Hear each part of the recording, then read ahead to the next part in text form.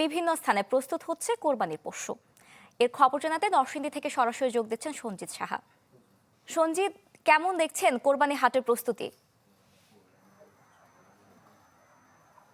হ্যাঁ, বুশরা ঈদুল আজহাকে কেন্দ্র করে কিন্তু নরসিংদী যেসব খামারে রয়েছে তারা কিন্তু কোরবানির পশু পালনে এবং মোটা তাজাকরণে কিন্তু ব্যস্ত সময় পার করছে। তারা দিন-রাত আসলে এই গরুর পেছনে সময় দিচ্ছেন। পরিচর্যা থেকে শুরু করে দেশীয় পদ্ধতিতে খাইয়ে কিন্তু এই গরুগুলোকে লালন-পালন করছেন এবং হাটগুলি প্রস্তুতের জন্য কিন্তু ইতিমধ্যেই স্থান নির্ধারণ করা হয়েছে এবং ইজারাদার যারা রয়েছে তারা নিজ নিজ জায়গায় কিন্তু হাট বসানোর প্রস্তুতি চলছে এবং RICL TMX, যুগের পর যুগ স্থাপনা থাকে মজবুত।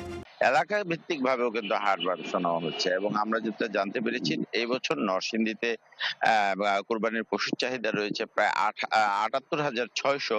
এর বিপরীতে নরসিংদীতে কিন্তু প্রায় ৮৬,৬০০ পশু কিন্তু প্রস্তুত করা হয়েছে, যা চাহিদার তুলনায় আরো ৭,০০০-এরও বেশি। অর্থাৎ প্রাণী সম্পদ কর্মকর্তা যারা রয়েছে তারা বলছে যে এবার আসলে দেশীয় গরুর যেসব চাহিদা রয়েছে সেই চাহিদা মিটিয়ে কিন্তু অতিরিক্ত ৭,০০০-এর বেশি গরু কিন্তু তাদের উৎপন্ন রয়েছে। তো মানুষ যে বিষয়টি বলছে যে এবার আসলে নিজস্ব দেশীয় গরু দিয়েই কিন্তু এবারে কোরবানির যেসব চাহিদা রয়েছে সেই চাহিদা পূরণ করা যাবে। এর বাইরেও আমি আপনাদেরকে একটা বিষয় জানিয়ে রাখতে চাই।